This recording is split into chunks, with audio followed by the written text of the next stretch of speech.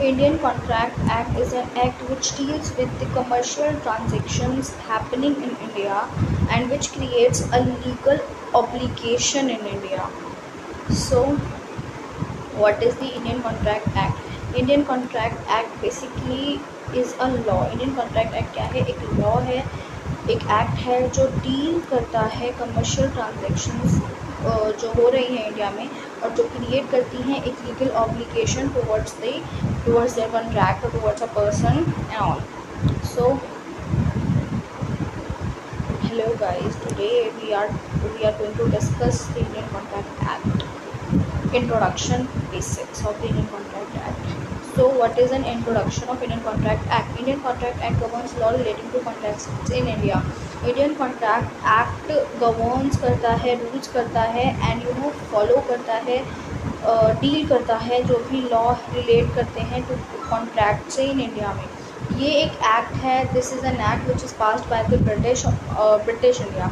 when British rule are applicable, when was British rule were applicable in India, in that time Indian Contract Act was passed and it is passed by the Britishers. क्यों? क्योंकि उस time पे Britishers का rule था and that's why it is an act of 1872 because this is an because at that time हमारे यहाँ पे Britishers हुआ करते थे and is based on the principles of English common law. ये इसके जो बेस है वो भी हमारा इंग्लिश कॉमन लॉ पे ही इसके बेसिस जो हैं वो लाई करते हैं. The act is applicable to whole of India including Jammu and Kashmir. ये एक्ट जम्मू एंड कश्मीर पे भी इवन एप्लीकेबल होता है और ये इफेक्ट में आया था 1 सितंबर 1872 से एंड अप्लाई होता है सारे contracts in India, commercial transactions in India. So this is an introduction of contract act. तो क्या डेफिनेशंस हैं इसमें कुछ जैसे कि प्रपोजल क्या होता है, एक्सेप्टेंस क्या होती है, ऑफर क्या होता है, एग्रीमेंट क्या है, वॉइड एग्रीमेंट क्या है, कॉन्ट्रैक्ट क्या होता है और वॉइडेबल कॉन्ट्रैक्ट क्या होता है.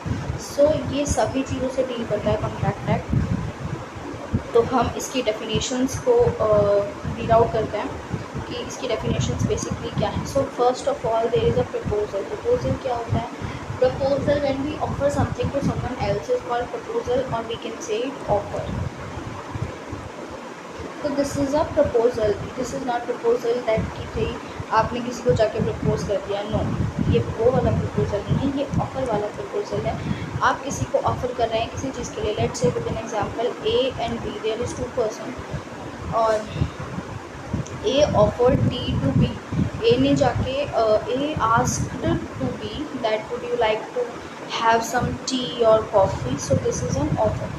अब ये तो बी की मर्ज़ी है कि वो इसको एक्सेप्ट करे या फिर रिजेक्ट कर दे. इसकी एक्सेप्टेंस और रिजेक्ट और जो इसका रिजेक्ट होगा वो कौन करेगा? वो बी पे डिपेंड करेगा. So this is an proposal when person signifies to another his willingness to do or abstain from doing anything with a view to obtain the assent of that other to such act or abstinence, he said to make a proposal. So what is it? अभी मैंने बताया that ए ने B को चाय offer करी या coffee offer करी. सो ये इस ए ने अपनी विलिंगनेस शो करी टुवर्ड्स बी.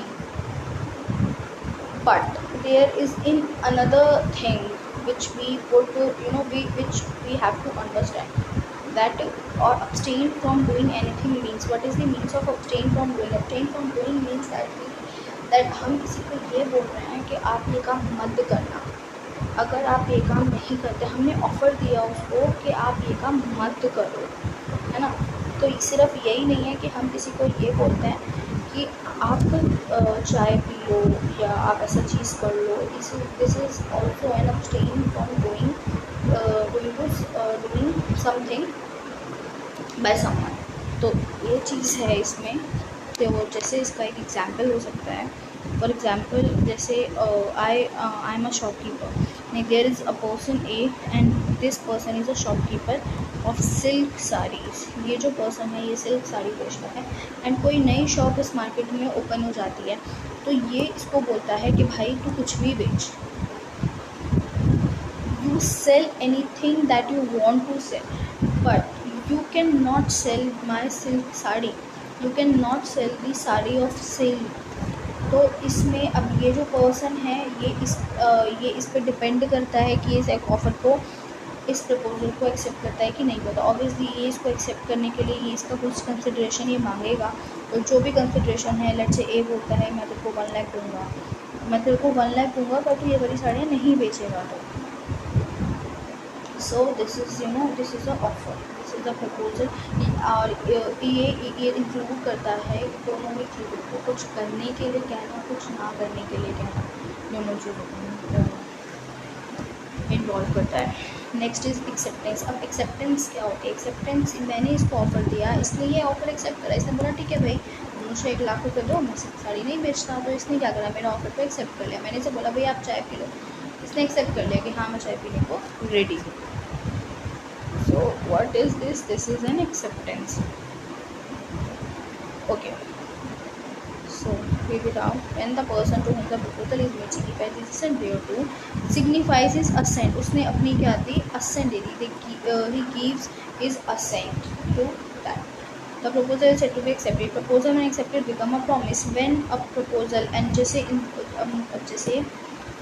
उस केस में क्या हुआ, उस केस में ये जो सिल्क साड़ी वाला एक केस था, इसमें क्या हुआ, इसने प्रपोजल दिया, इसने एक्सेप्टेंस दे दी, तो ये प्रॉमिस बन गया। ये प्रॉमिस बन गया कि ये 1 लाख इसको पे करेगा और ये जो बंदा है ये सिल्क साड़ी को नहीं बेचेगा। Person making the proposal is a promiser. इसने प्रपोजल दिया, इन्हें प्रपोजल दिया, तो ये तो हमारा प्रॉमिसर बन गया। एंड जो प्रॉमिस को एक्सेप्ट करता है ये क्या बन गया, ये हमारा प्रॉमिस ही बन गया। फिर next is an agreement. What is agreement? Every promise in every set of promises forming the consideration for each other is an agreement. जहाँ पे आप कंसिडरेशन की बात करते हैं उसे हम एग्रीमेंट बोलते हैं। एग्रीमेंट बोलते हैं। एग्रीमेंट में सिंपल वर्ड बोले तो एफर्टलेस एक्सेप्टेंस। सो ये बेसिकली क्या बोल रहा है कि देखिए even in that same example इसमें क्या हुआ कि भाई एक पर्सन है जो ऑफ़र दे रहा है इसको सिल्क साड़ी के लिए, और बी एक पर्सन है जो ये कहता है कि भाई मैं तेरा ये ऑफ़र एक्सेप्ट करता हूँ, तू मुझे 1 लाख रुपए दे, मैं सिल्क साड़ी नहीं बेचूँगा। ठीक है, तो ये क्या हुआ, ये यहाँ पे प्रॉमिस हो गया। अब यहाँ पे प्रॉमिस हो गया और ये प्रॉमिस को इसको हम एग्रीमेंट बोल देंगे। कब? क्योंकि इसमें कंसिडरेशन भी लाई कर रही है, जैसे कि 1 लाख रुपीज़ की कंसिडरेशन है। अगर ये बंदा ये काम नहीं करेगा, अगर ये सिल्क साड़ी नहीं बेचता, तो इसके लिए इसको कंसिडरेशन दिया जा रहा है। भाई 1 लाख रुपीज़ का कंसिडरेशन इसको दिया जा रहा है। तो जो ऑफ़र प्लस एक्सेप्टेंस है वो और इसमें फॉर्म करता है कंसिडरेशन करके ही आती है ये। ठीक है, कंसिडरेशन होना चाहिए। जहाँ पे कंसिडरेशन नहीं होता वहाँ पे कॉन्ट्रैक्ट भी नहीं होता है। सो ये हम आगे करते हैं।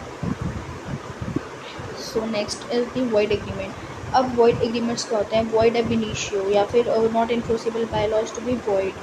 कॉन्ट्रैक्ट क्या होता है? An agreement enforceable by law is called contract. Enforceable, what is a contract? Contract is an agreement plus enforceability जहाँ पे होती है। एग्रीमेंट क्या होते हैं? अच्छा, एग्रीमेंट होते हैं ऑफर प्लस में एक्सेप्टेंस। सो फिर आता है voidable contract. An agreement which is enforceable by law at the option of one और more of the parties thereto but not at the option of the other और others too. तो इस voidable contract क्या होता है? In future let's say actually let's suppose that कि in future B has changed his mind. Okay, so let me frame this again.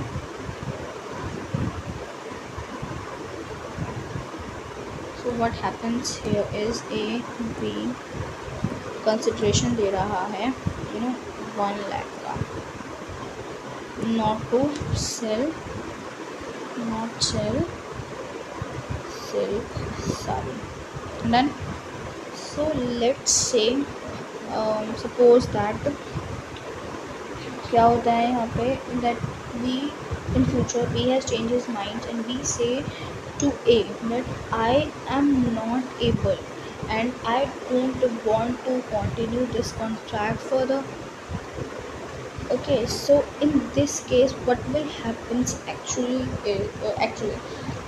in this case it happens that ki if A also want that and if A agrees to the B, B ने कहा कि मैं ये contract को आगे चलकर in future मैं इस कॉन्ट्रैक्ट को अब और कंटिन्यू नहीं करूँगा। इस केस में अगर ए ये बोल देता है कि भाई सुनो मेरी बात, मैं तुम्हारी इस चीज़ से अग्री नहीं हूँ, तो एक पार्टी तो कॉन्ट्रैक्ट को वॉइड करने के लिए रेडी बैठी है, एक पार्टी कॉन्ट्रैक्ट को वॉइड करने के लिए रेडी नहीं है। सो इन दैट केस जो भी कोर्ट के मैटर्स होंगे that is another things. But हम बात करते हैं कि भाई ये भी रेडी है और ये भी रेडी हो गया, ये भी कहते हैं कि हाँ भाई चल ठीक है, मेरा 1 लाख रुपए बचेगा और तू ये सिल्क साड़ियाँ आराम से बेच, मुझे I have no problem on this matter. So इस केस में क्या होता है, ये जो पूरा कॉन्ट्रैक्ट है ये वॉइडेबल हो जाएगा, ये दोनों मिलके इसको वॉइड कर सकते हैं, इस कॉन्ट्रैक्ट की एग्जिस्टेंस को भी फिनिश कर सकते हैं। और ये काम सिर्फ ये दोनों ही कर सकते हैं क्योंकि ये क्या है, कॉन्ट्रैक्ट टू पार्टीज़ है। बाकी के जो दूसरे लोग हैं ये कॉन्ट्रैक्ट टू पार्टीज़ तो है नहीं। मैं जाऊँ अगर, तुम जाते हो अगर, सो तुम भी इसको कोई अवॉइड नहीं कर सकते, मैं भी इसको अवॉइड नहीं कर सकती। ये सिर्फ कॉन्ट्रैक्ट टू पार्टीज़ जो होती हैं वही इसको अवॉइड कर सकती हैं या फिर वैलिड कर सकती हैं। तो ये हो गया voidable contract. Fine. Next is every agreement contract. तो बेसिकली ये एक बहुत वाइड होता है। क्या हर एग्रीमेंट कॉन्ट्रैक्ट होता है? तो अगर हम बोलते हैं एग्रीमेंट में ऑफर प्लस एक्सेप्टेंस होती है एंड कॉन्ट्रैक्ट में अग्रीमेंट प्लस एनफोर्सेबिलिटी होती है। तो एग्रीमेंट को तो हम ऑफर प्लस एक्सेप्टेंस भी लिख सकते हैं प्लस ये भी। तो हम ये कह सकते हैं ईजीली दैट कि भाई जो कॉन्ट्रैक्ट है वो अग्रीमेंट इंक्लूड करता है, जितने भी कॉन्ट्रैक्ट हैं वो अग्रीमेंट होते हैं, जितने भी क्या हैं कॉन्ट्रैक्ट हैं ये क्या होते हैं, एग्रीमेंट होते हैं। पर जितने भी एग्रीमेंट हैं ये वापस से कॉन्ट्रैक्ट हो ये ज़रूरी तो नहीं, क्योंकि क्या पता अग्रीमेंट तो बन गया भाई एनफोर्सेबल ही नहीं हुआ आगे चल के। तो जितने भी कॉन्ट्रैक्ट हैं वो अग्रीमेंट तो होते ही हैं, क्योंकि इसमें एक चीज़ एडिशनली है एनफोर्सेबिलिटी होना। ऑफर प्लस एक्सेप्टेंस तो ऑलरेडी इंक्लूडेड होता है contract. So no, every agreement is not a contract, but every agreement, जितने भी एग्रीमेंट हैं वो कॉन्ट्रैक्ट हैं, ये तो ज़रूरी नहीं। No every agreement is not a contract, agreement legal obligation duty. But जितने हर एग्रीमेंट कॉन्ट्रैक्ट नहीं होगा, लेकिन जितना भी कॉन्ट्रैक्ट है वो एग्रीमेंट होगा। So an agreement can be social obligations, legal obligations. An agreement giving right to social obligation to contract. Social obligation क्या है, अग्रीमेंट जो है वो राइज करता है सोशल ऑब्लिगेशन को जो कि कॉन्ट्रैक्ट नहीं बनते, पर जो लीगल ऑब्लिगेशन को देता है वही हमारे कॉन्ट्रैक्ट बनते हैं। सोशल ऑब्लिगेशन वाली राइट्स में हमारे कॉन्ट्रैक्ट में कवर भी नहीं होते, बाकी के होते हैं। एग्जाम्पल है इसका, agreement between two persons to go together with बहुत सारा लॉ का एग्रीमेंट है social nature. ICA domestic agreement husband and wife के बीच में जो एग्रीमेंट्स होते हैं ये भी हमारे कॉन्ट्रैक्ट में नहीं होते। एवरी कॉन्ट्रैक्ट एग्रीमेंट होता है, पर every agreement is not a contract. या ऊपर भी मैंने बताया था every contract is not agreement, but every agreement is not a contract. I have told।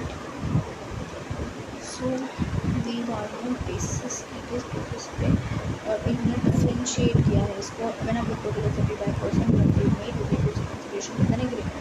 When an agreement is enforceable by law, it becomes a contract. Obviously, offer plus acceptance agreement is enforceability. This is a section E में और ये H में है।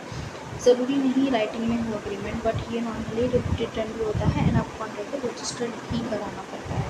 Does not create legal obligation, but it creates agreement need not to be contract, agreements not agreement and void and